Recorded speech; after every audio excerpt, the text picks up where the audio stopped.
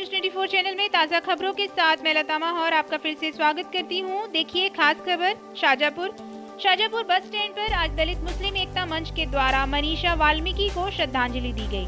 UP के हाथरस में दलित युवती के साथ गैंगरेप की वारदात को अंजाम दिया गया था। मनीषा की रीढ़ की हड्डी तोड़ दी गई थी, जुबान काट दी गई थी, जिसके बाद उसका इलाज एक अस्पताल में चल रहा था, लेकिन इलाज के दौरान मनीषा ने दम तोड़ दिया।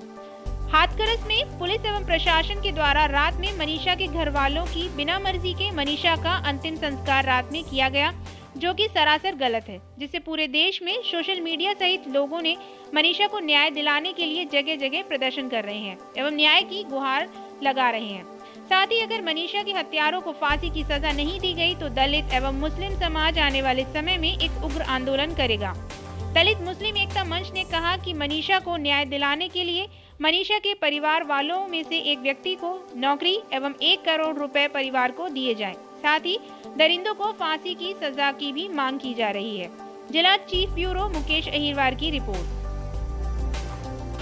जी सर, बताएं क्या कुछ श्रद्धांजलि में है और क्या मांग है आपकी?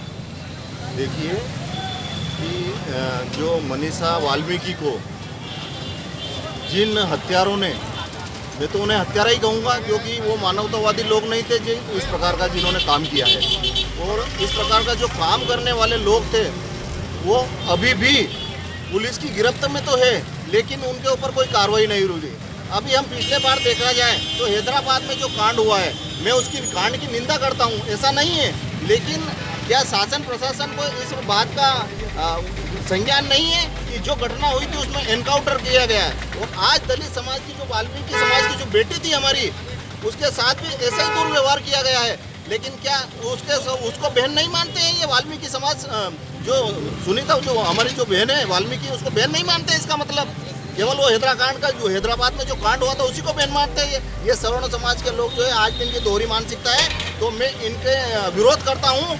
और निश्चित रूप से मैं ये भारत में 72 साल की आज़ादी के बाद भी ये कहना चाहता हूँ कि देश आज जातिवाद की चरम सीमा पे है, और देश ने बंटवारा करने में अगर कोई विशेष भूमिका निभा रहा है तो वो हिंदुत्व समाज निभा रहा है, और एक दिन इस देश के 4 टुकड़े करवाएगा ये हिंदुत्व समाज। और मेरी ये मांग है कि जो वाल्मीकि समाज की जो बहन को साथ जो दुष्कर्म हुआ है, उनको भी बीच चौराहे पर खड़ा करके फांसी दी जाए या गोली मार करके उनका एनकाउंटर किया जाए। और मेरी ये मांग है कि 1 करोड़ का मुआवजा दिया जाए उसके परिवार को, और उसके परिवार को इतना डर है अभी भी, तो उसको गांव से शहर में कहीं ना कहीं उसकी जगह दी जाए और उसकी सुरक्षा के लिए पुलिस की व्यवस्था की जाए। ये आज हमारी मांग है।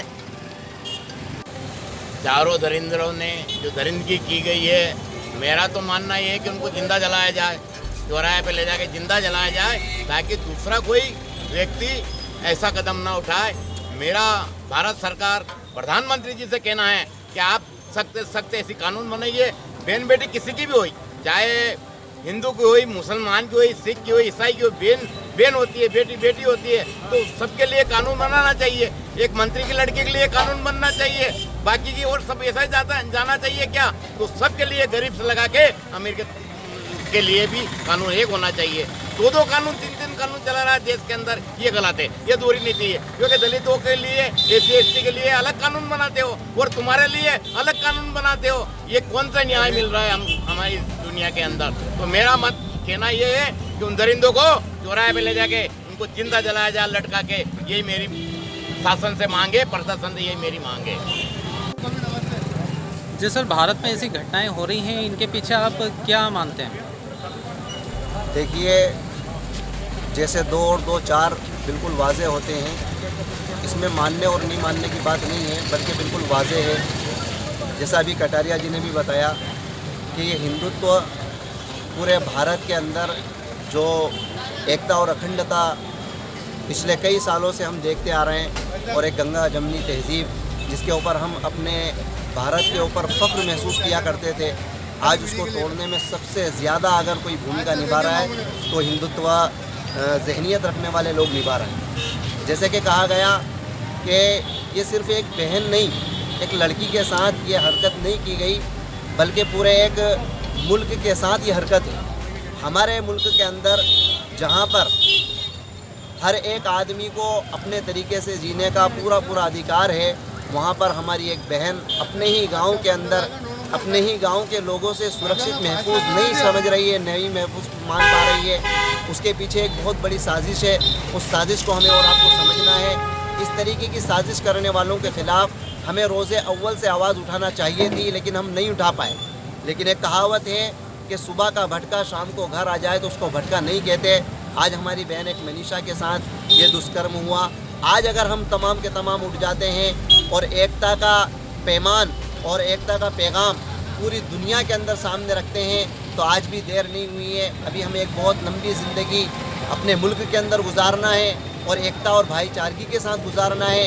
इसके लिए हमें और आपको ज़रूरत है कि हम सारे के सारे मिलकर के एक साथ उसके लिए आवाज़ उठाएं और उसके घर और परिवार के लिए जो डिमांड रखी गई हैं वो तमाम के तमाम पूरी की जाएं और इन हरकत करने वालों को चौराहे पर फांसी दी जाए।